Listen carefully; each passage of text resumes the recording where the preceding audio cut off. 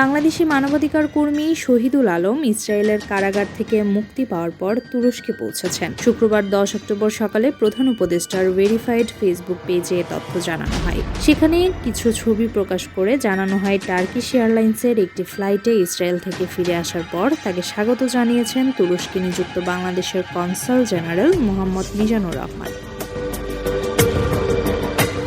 প্রধান উপদেষ্টার press wing জানায়, শহীদুল আলমকে মুক্ত করতে বাংলাদেশের সরকার দ্রুত কূটনৈতিক উদ্যোগ নেয়। জর্ডান, মিশর ও তুরস্কে অবস্থিত বাংলাদেশের দূতাবাসগুলোকে সংশ্লিষ্ট দেশের পররাষ্ট্র মন্ত্রণালয়ের সঙ্গে যোগাযোগ করে জরুরি পদক্ষেপ নিতে নির্দেশ দেওয়া হয়। এই প্রক্রিয়ায় বিশেষ ভূমিকা রাখেন তুরস্কের প্রেসিডেন্ট রিসেপ তাইয়েপ এরদোয়ান। এজন্য তার প্রতি কৃতজ্ঞতা প্রকাশ করেছেন প্রধান উপদেষ্টা ডক্টর মোহাম্মদ ইউনূস।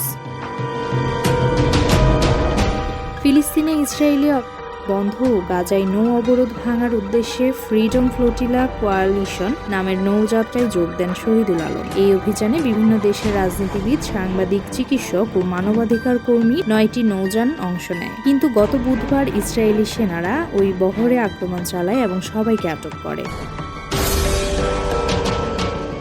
শহীদুল আলমের মুক্তি বাংলাদেশের কূটনৈতিক প্রচেষ্টা ও আন্তর্জাতিক সহযোগিতার বড় সাফল্য হিসেবে দেখা হচ্ছে। এটি কেবল বাংলাদেশের জন্য স্বস্তির খবরই নয়, একই সঙ্গে মানবাধিকার রক্ষার সংগ্রামের একটি গুরুত্বপূর্ণ বার্তা বহন করছে।